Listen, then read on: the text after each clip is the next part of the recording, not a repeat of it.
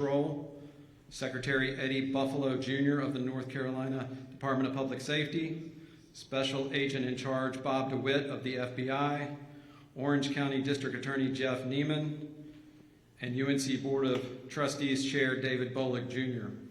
We know there'll be a lot of questions, and we'll take a few, but please understand this is an ongoing investigation and questions will be limited. We'll start with Chancellor Guskowitz. Thank you all for being here today. This is truly a tragic day for our campus community. Chief James will give more details on the ongoing investigation, but this afternoon, shortly after 1 p.m., UNC police were notified of shots being fired in Cottle Laboratories on our campus. The suspect was eventually apprehended and is now in custody. I'm grieved to report that one of our faculty members was killed in this shooting. This loss is devastating, and the shooting damages the trust and safety that we so often take for granted in our campus community. We will work to rebuild that sense of trust and safety within our community, and our hearts are with the family of our fellow faculty member, those who are personally connected to the victim, and those traumatized by this senseless act of violence. In response, we have canceled classes for the rest of today and have canceled classes for tomorrow. We've sent an email with resources for our students, faculty, and staff. More information will be provided on additional services for our campus community. I'm grateful to our Emergency Operations Center, UNC Police, for managing this situation so effectively and keeping our community safe. I'm also grateful to our faculty, staff, and students for their effective cooperation during this event today. It's why we have an emergency action plan with an active shooter protocol that's practiced regularly, and because of that, this situation played out as best as we could have asked for today. I hope that you'll join me in praying for the victim's family, and every member of our Carolina community. And I encourage our community to come together during this difficult time. I'm now going to turn it over to Chief James to give you additional details on what happened today and his department's impressive response in keeping the rest of our campus safe. And I also want to thank the other law enforcement agencies, many of whom are here today, for the role that they played in keeping our community safe. Thank you.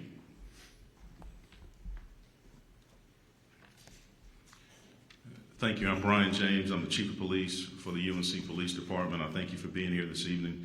And thank you, Chancellor Guskowitz. I also want to offer my sympathy to the victim in this incident and express my empathy to the entire UNC and Chapel Hill community. I'm very sorry to be standing before you today in these circumstances. It's a day we train for, but we hope it never comes. I know there will be a lot of questions as we try to answer as many as possible, but please understand this is an ongoing investigation, and there are many questions that we will not have the answers to at this time. I want to start by confirming, as the Chancellor did, we do have the suspect in custody from today's active assailant incident. At this time, we are not releasing the name of the suspect, as formal charges have not yet been filed. We are committed to conducting a thorough investigation, and we will provide as many updates throughout the process as we can. The FBI is providing assistance with multiple resources, including victim assistance and the evidence response team. The Cottle Lab, which is the location of the incident, will be closed until further notice as evidence is being processed. We want to ensure that we gather every piece of evidence to determine exactly what happened here today and why it happened.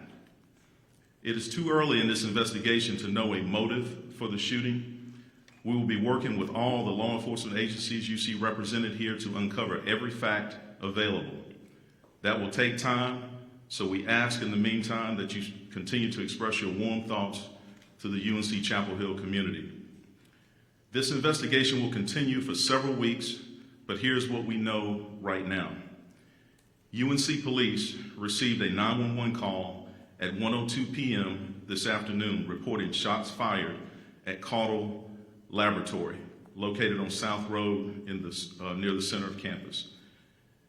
An emergency alert Carolina was issued and the emergency siren sounded at 1:04 p.m., notifying campus of the emergency and issuing a lockdown.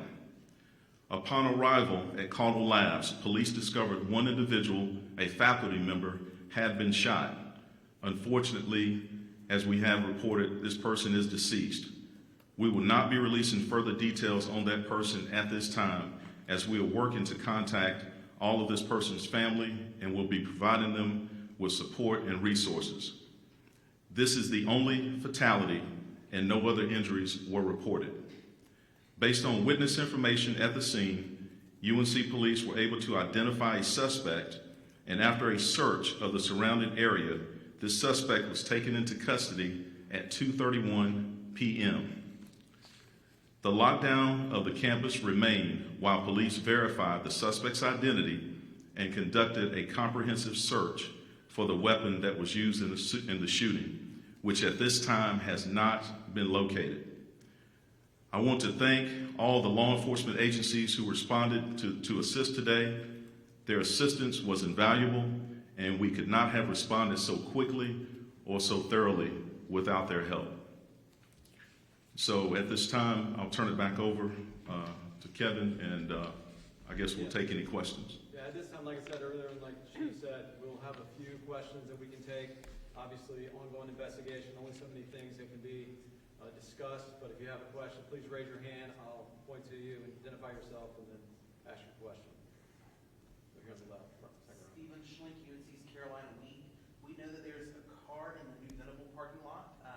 Police did confirm to us that does have some sort of correlation to this event. Can you all speak to what kind of correlation that has to this? Yes, a car was identified. We do think that it is related to the investigation. As we said, we are still in the process of collecting evidence and conducting interviews, so I'm really not prepared at this time to say exactly what the connection is, but we do have that car identified as a piece of possible evidence. Yes, sir. Front row here. Michael. Yeah, so we heard from talking to students that they had some confusion during the day because between the time that you said the suspect was apprehended and the time that the all clear went out, that was about 2 hours, and students were being evacuated from some buildings before then, and said that they weren't really sure what to do next. Can you speak to the communication during this process and why that all clear took so long? Yes, so once the suspect was identified and apprehended, we still had to ensure that this was the correct person. So there was an identification process. We did not want to put that information out at that time because we weren't sure. Also, we were receiving a number of calls around campus about possibly having other victims. There were a couple of other calls about possible gunshots. So we had to ensure that the entire campus was safe. So we had a number of officers that were on the ground doing an entire sweep of that area, also searching all the adjacent buildings. So we wanted to be sure that that the campus was in fact all clear before we issued that. So that's why there was the lapse in time. We just wanted to be sure that we had that person in custody and it was the correct person. Okay, back row. Yeah, can you tell us the suspect and the faculty member was killed? Were they known to each other? Did they ever work together? Perhaps a potential student? We don't know that information at this time. That'll hopefully be uncovered through interviews of the suspect as well as any witnesses that may be available. Chancellor Guskowitz, this is the second week of school. You've got new students on campus, returning students, and families all across the country are worried. What's your message to students and their families? This is really a time for the community to come together, and these tragic events sadly are happening across our nation. And again, it's why we prepare and talk about a sense of community. And so right now, that's what my thoughts and prayers are with obviously the victim and his the victim's family and friends and colleagues and students who are part of that department. And so we hope our students will access the resources that we're making available and come together in a really important way for the campus right now. News and Observer, can you tell us about how the suspect was apprehended and where exactly he was apprehended? Were there any tips that came in? Were there any reports?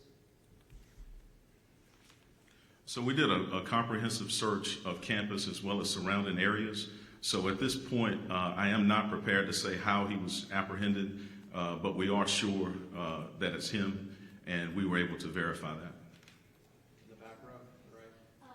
I spoke with several students, one of them, this is for Chancellor. She had said that the faculty had essentially told the students to make personal decisions on what to do next. She had said that she had hid in a closet. A lot of people were calling their parents, saying goodbyes. I know you had mentioned that there is an active shooter kind of protocol put in place, but it seems that some of that maybe got lost in confusion today. And I know this is a scary kind of incident, but what is that protocol? And again, they were told that they needed to make a personal decision. Again, I'm very pleased with how the protocol was carried out today. I had a chance to go over, along with the provost and others, to talk with the faculty who were there in the building at the time of the shooting, and some of the students, and they're certainly traumatized, but I want to commend those who were in the building, ensuring that they were doing everything possible to ensure the safety of those students and faculty and staff that were in the building. So again, even the best laid plans, as you know, and protocols, sometimes they don't play out as you'd like to, but I'm very pleased with what we know at this point. We'll have an opportunity to review that, learn from the investigation and questions that are being asked, and certainly put improvements to that if need be. Back left. Yes, how helpful is it to have the suspect alive? Well, we certainly want an opportunity to interview the suspect if that's possible. And to actually have the suspect in custody, it gives us an opportunity to figure out the why and even the how, and also helps us to uncover a motive and really just why this happened today. Why today? Why at all?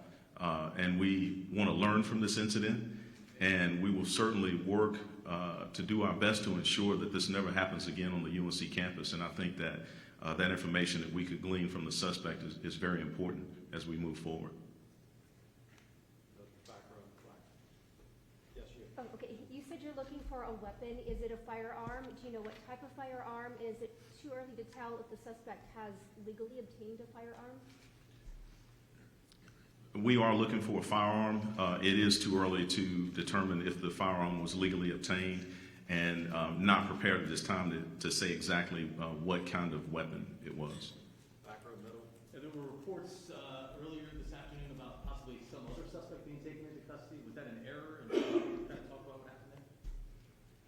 Yes, so there was another person that was detained, and we determined very quickly that that was not, in fact, the suspect.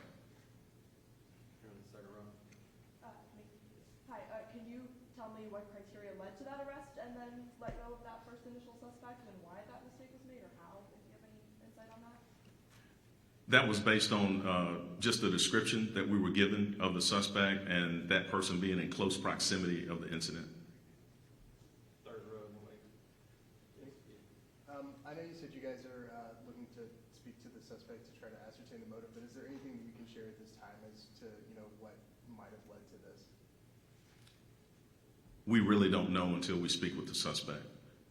That's my best answer I can give you now. We really do want to know the why in this case and what led to it. All right, this certainly won't be the last update we have, so we'll only take a few more questions over here on the left. Folks, we have some students right here in the front row who live through this. Thousands out there who want to hear from you today. What can you tell them directly? Tell the student body.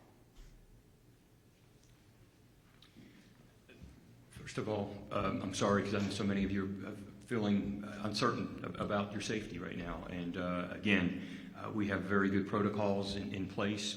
There's nothing more important on our campus than the safety and well-being of our community members, and certainly our nearly 30,000 students are at the top of that list alongside our faculty and staff. So we're here for you. I'm pleading with you to use any of the resources that you may need, and we'll come together as a community to ensure your safety and the safety of anyone who visits our campus here in Chapel Hill. All right, we'll take our last two here.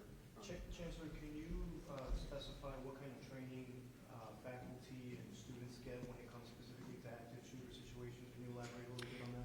So we have an emergency action plan, and active shooter training is part of that. And so about a year ago, we rolled out a program by which, and I'm going to ask Chief James to say a little bit more about it, along with Daryl Jeter, who I know does an incredible job of running our emergency operations center.